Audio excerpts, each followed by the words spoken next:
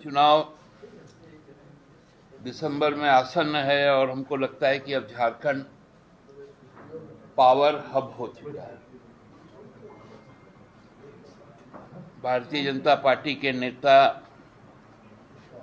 आसाम के माननीय मुख्यमंत्री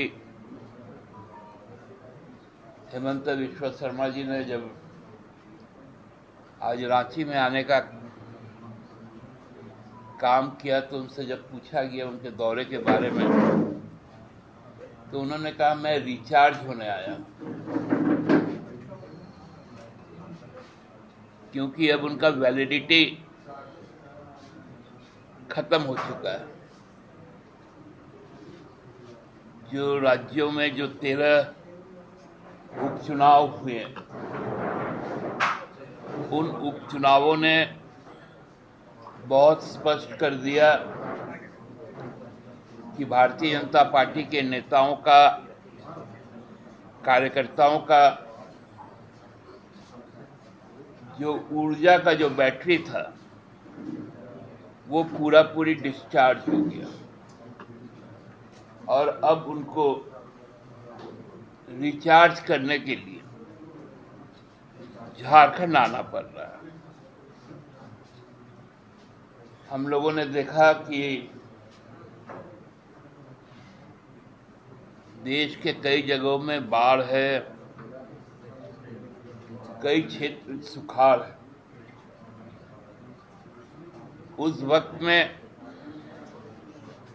भारत के जो कृषि मंत्री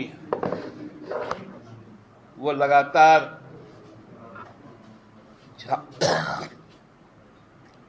झारखंड के दौरे पर। कृषि उनके लिए प्राथमिकता नहीं है। एमएसपी पर जब संसद में उनसे पूछा गया तो वो निरुत्तर हो गए और यहां आकर एमएसपी खोजने लगे।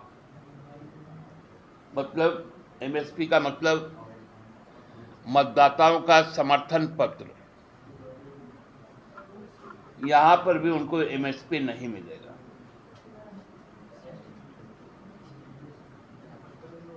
अभी शायद 20 तारीख को भारतीय जनता पार्टी के केंद्रीय स्तर के नेता और इस देश के गृह मंत्री वो भी रांची आ रहे हैं। भाजपा नेताओं से जो सूचना प्राप्त हुई संवाद माध्यमों से कि वो टिप्स देंगे। अब टिप्स का काम नहीं चलेगा, अनतिक्रम चलेगा, क्योंकि जनता ने मन बना चुका है कि अब भारतीय जनता पार्टी का सफाया इस राज्य से होगा।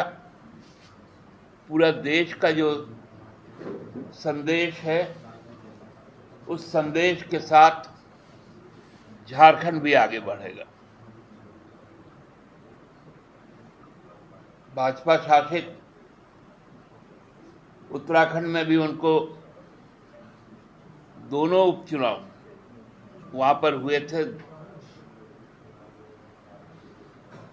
वहां भी उनको शिकस्त मिली। 13 में से मात्र 2 सीटों पर सिमट गई।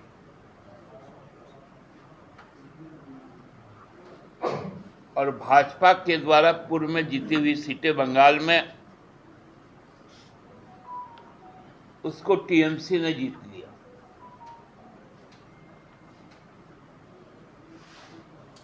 ये सच्चाई अब सबके सामने है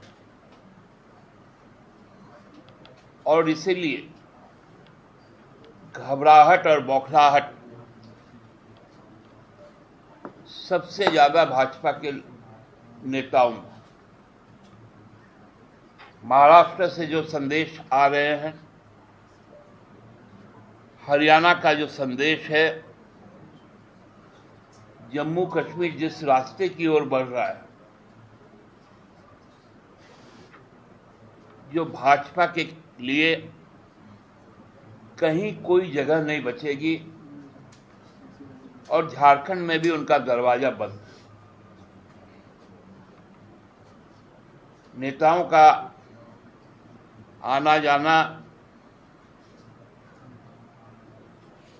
सरकारी संसाधन का उपयोग करना, क्योंकि जाहिर सा है कि कोई केंद्रीय मंत्री है तो जो प्रोटोकॉल है राज्य सरकार को उसमें भारी भरकम खर्चा करना पड़ता है। तो ये खर्चा भी अब हमारी राज्य सरकार कर रही है, क्योंकि हम प्रोटोकॉल के तहत बंधे हुए लोग हैं।